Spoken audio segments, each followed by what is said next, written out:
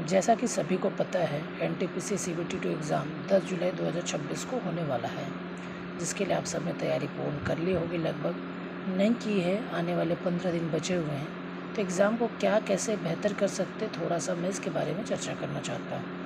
Exam में total time आपको 90 minutes का मिलेगा। सॉरी, यहाँ 120 मिनट्स लिख दिया है। एग्ज़ाम में टोटल टाइम आपको 90 मिनट्स का मिलेगा, जिसमें टोटल 120 क्वेश्चंस होंगे, जिसमें आपको 120 क्वेश्चंस होंगे जो 120 मार्क्स के होंगे, जिसमें जनरल अवेयरनेस जो होगा आपका 50 मार्क्स का आएगा और 35 मार्क्स के मैथ्स और 35 मार्क्स के आपके रीजनिंग होंगे, यानी टोटल मिला के 120 मार्क्स होंगे।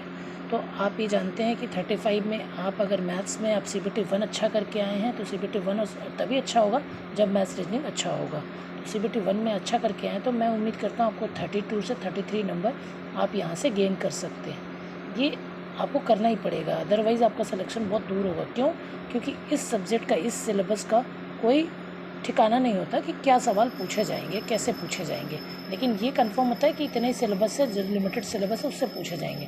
तो आपको इतना तो स्कोर करना पड़ेगा, 32 तो कम से कम करना पड़ेगा। 32 आपको कम से कम करने पड़ेंगे इस सवालों से, तभी आप जाके इसमें से, अगर पेपर हार्ड आता है तो आप 15 से 20 सवाल भी अगर अच्छे लगा पाए तो आप सिलेक्शन में अपना नाम जोड़ सकते हैं।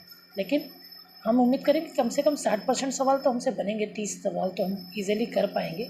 तो ये 32 और ये 30 कम से कम 94 होते हैं, जो एक अच्छा स्कोर माना जाएगा, क्योंकि 120 में 94 क्वेश्चंस बहुत अच्छे अटैम्प्ट होते हैं। आप अगर 80 से 85 नंबर लाते हैं मेरे हिसाब से 120 में, तो आपका सिलेक्शन पक्का होगा। ठीक है, तो मैं इसके लिए स्ट्रैटेजी मैंने कुछ बनाई है कि देखिए, do not prepare unnecessary. Unnecessary का मतलब क्या है यहाँ पर? अननेसेसरी का मतलब ये है कि आप केवल ज़रूरत वाली चीज़ें पढ़ें। जैसे हिस्ट्री से कम सवाल पूछे जा रहे हैं तो ज़रूरत नहीं है पूरी हिस्ट्री पढ़ने का। अगर आपको लग रहा है कि मॉडर्न इंडिया से सवाल पूछे जा रहे हैं तो मॉडर्न इंडिया के सवाल पढ़िए। आपको लग रहा है आर्टिकल से सवाल पूछे तो आर्टिकल्स पढ़िए। पूरा संविधान, पूरा क्या बोलते हैं उसकी रूपरेखा, कैसे क्या, कौन सा आयोग क्या, ये सब पूरा पढ़ने की ज़रूरत नहीं है। अगर आपको एनालिसिस करिए, देखिए, सबसे पहले तो एनालिसिस देखिए कि प्रीवियस ईयर पेपर्स में क्या पूछा गया ज़्यादा से ज़्यादा। फिर उसके बाद करंट अफेयर्स पे पूरा फोकस रखिए। सबसे ज़्यादा आप, मेरे हिसाब से अगर आपको सेलेक्ट होना है तो सबसे ज़्यादा इंपॉर्टेंट टॉपिक है करंट अफेयर्स। अगर आपने करंट अफेयर्स पे एफर्ट किया तो you can definitely crack the exam, क्योंकि मैंने भी करा है तो आप भी कर सकते हैं।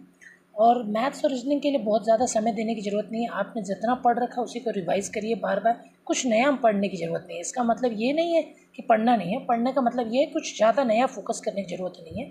उन्हीं चीज़ों को बार बार दोहराइए और प्रीवियस ईयर क्वेश्चंस लगाइए मैथ्स रीजनिंग के, वो ज़्यादा बेहतर होगा आपके लिए। नए क्वेश्चंस आप ट्राई मत करने चाहिए। प्रीवियस ईयर क्वेश्चन, वो भी उसमें डिफ़िकल्ट प्रॉब्लम्स आप सेलेक्ट कीजिए, मतलब मुश्किल सवालों को करिए, जिससे आप ईज़िली, मतलब मुश्किल सवाल आप अगर कर पा रहे हैं तो आप ये समझिए कि पेपर में आपसे मॉडरेट सवाल आसानी से हो जाएंगे। और उसके, मैं इसलिए डिफ़िकल्ट सवाल करने के लिए कहता हूँ कि मॉडरेट सवाल अपन ईज़िली कर पाते हैं। फिर टाइम मैनेजमेंट भी बहुत ज़रूरी है। टेस्ट भी आपको देना है और बार बार रिपीट करना है, चीज़ों को दोहराना है। बार बार सुबह उठिए, करंट अफेयर्स को दोहराइए, पिछले 1 साल के करंट अफेयर्स को चार्ट डालिए, थोड़ा डेप्थ में पढ़िए, क्योंकि आजकल करंट अफेयर्स भी डेप्थ में पूछे जा रहे हैं। तो बस इतना करिए, वो पूरा फोकस करंट अफेयर्स पे रखिए। डिफ़िकल्ट सवाल बनाइए, मुश्किल सवाल छांटिए, टॉपिक्स लीजिए, सारे सिलेबस के टॉपिक्स लिखिए, मैथ्स के टॉपिक्स लिखिए, कितने टॉपिक्स हैं, हर टॉपिक के 20-20 सवाल निकालिए, मुश्किल और 20-20 सवाल बनाइए। उससे क्या होगा, आप ये देखिए कि उन 20 सवालों को आप कितने देर में बना पा रहे हैं। अगर आप जल्दी कर पा रहे हैं, मतलब 40 से 50 सेकंड में अगर मुश्किल सवाल कर पा रहे हैं, तो एग्ज़ाम में आप डेफिनेटली 30 सेकंड में अच्छे सवाल कर पाएंगे, मॉडरेट लेवल के सवाल। हर सवाल मुश्किल नहीं आएगा। मुश्किल से 15 से 20% सवाल जो मुश्किल आते हैं, मान के चलिए 35 में से 7 सवाल, 8 सवाल मुश्किल होंगे, बाकी 28 सवाल तो आपके आसान होंगे, मॉडरेट लेवल के होंगे, तो वो आप आसानी से कर पाएंगे। जो समय बचाएंगे वो आप मुश्किल सवालों के लिए कर पाएंगे।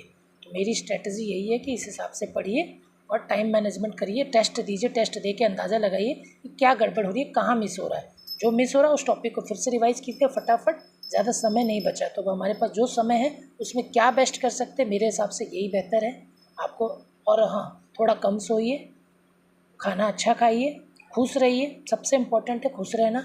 खुश रह के प्रिपेयर कीजिए, लोड मत लीजिए।